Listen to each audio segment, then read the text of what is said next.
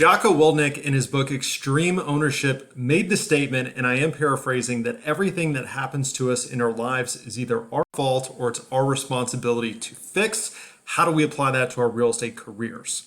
What is going on, guys? My name is Chris Elliott with the Elliott Real Estate Team based out of Glen Allen, Virginia. And in this video, what I want to talk to you about is how do we apply the concept of extreme ownership into our real estate careers, into our real estate practices.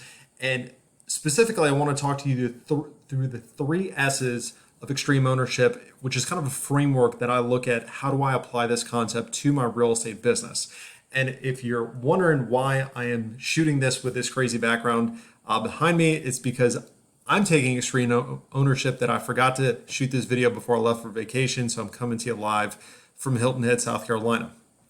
So let's think about this. So the concept, for those of you who haven't read the book, absolutely recommend reading the book by Jocko Willink and Leif Babin, I believe, Extreme Ownership, where it basically goes through the ethos, the mantra that everything that happens to us is either our fault or it's our responsibility to fix. And if we accept this concept into our lives, we're going to lead a much more prosperous, peaceful, happy life, because instead of blaming the world, instead of blaming other people, instead of blaming circumstances that are 100% outside of our control, we can accept responsibility for everything that's happening to us, and therefore we can either fix it or we can avoid it, or we could just make the change. But how do we think about this in our real estate careers? Well, I'm going to submit to you that if there's something that's going on in your business, in your life, in your career, that's not going the way you want it, it's one of three things that are missing, or a combination of three things. It's either a system, it's a skill, or it's a standard that we are missing and that we need to take ownership for to change our business. So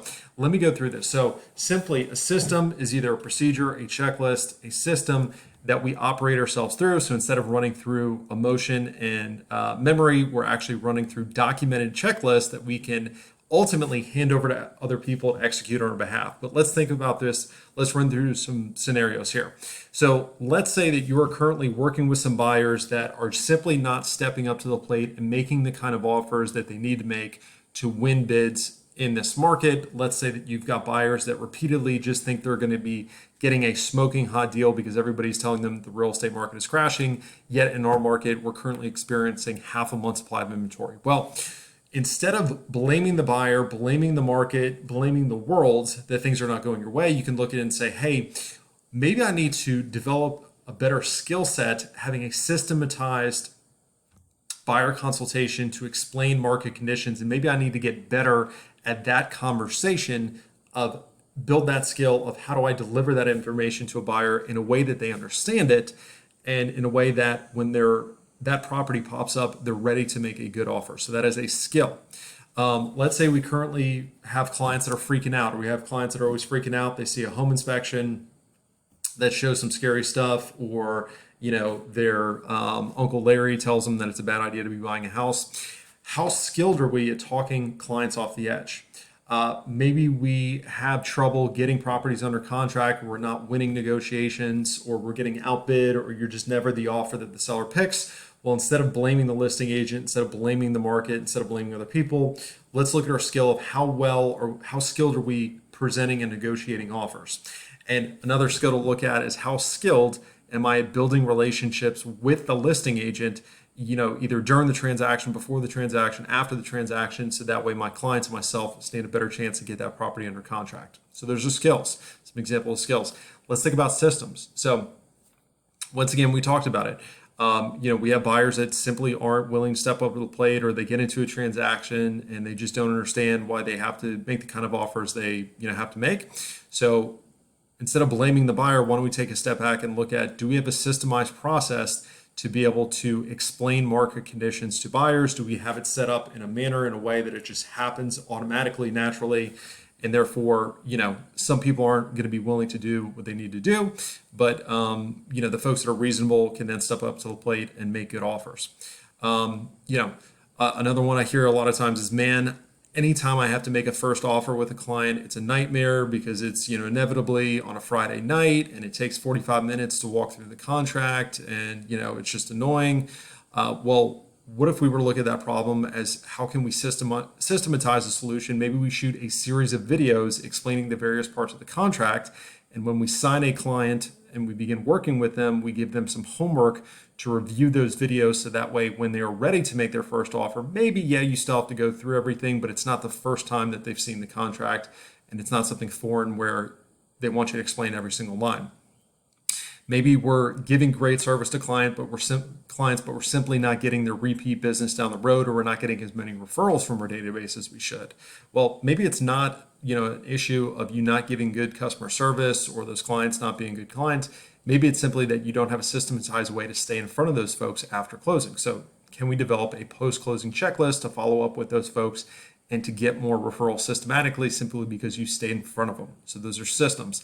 Last but not least, I'm going to give you some examples of standards. This is when you decide, this is how I'm going to operate my business. This is what I'm willing to do. This is what I'm not willing to do. So maybe you've run into the circumstance where you have buyers that refuse to get pre-qualified, or they want to go see houses before they're willing to sign a buyer brokerage agreement, or they simply just aren't willing to sign a buyer brokerage agreement. Well, maybe you develop a standard that says, hey, I only work with buyers that are pre-qualified and have signed a buyer broker agreement, and that is a standard that I operate my business under. So instead of getting frustrated with the buyers, frustrated with the business, frustrated with the market, you say, hey, this is no longer something I am willing to accept. This is a standard. And hey, if that means I've got to go generate more opportunities for myself, so therefore I don't have to deal with these kind of people, that's a standard that you can set. I recently had a conversation with an agent in my market who crushes it with buyers, deals with a lot of high-end buyers, and a lot of times is able to get folks under contract relatively quickly. And he says, hey, Chris, I only work with buyers that have at least $50,000 cash to play with. In other words, if they don't have $50,000 cash, he simply does not work with them, because he says, hey, in this market, the type of properties that we're going after, if they don't have cash to play with, they simply don't stand a chance. And here's the cool thing, he generates enough business where he can be picky like that. Some of y'all are frustrated that you're having to work on nights and weekends and missing, family events, whatnot. One standard you can adopt is, hey, I don't work on the weekends. Now, you've got to be able to generate enough business where you can afford to do that, but that is a standard that you can accept or decide on in your business. And one personally that I like with, because I simply just don't have the patience to work with most buyers, is, hey, I only work with sellers. Now, once again, you've got to be able to generate enough business to where you can hand that buyer business off. But I promise you that's a great place to be. That's a good standard to aspire to in your business. So guys, I hope that was helpful. Once again, extreme ownership. If you haven't read the book, get it. That's a critical concept to understand, but think through it in the lens of systems, standards, and skills. And hopefully that helps.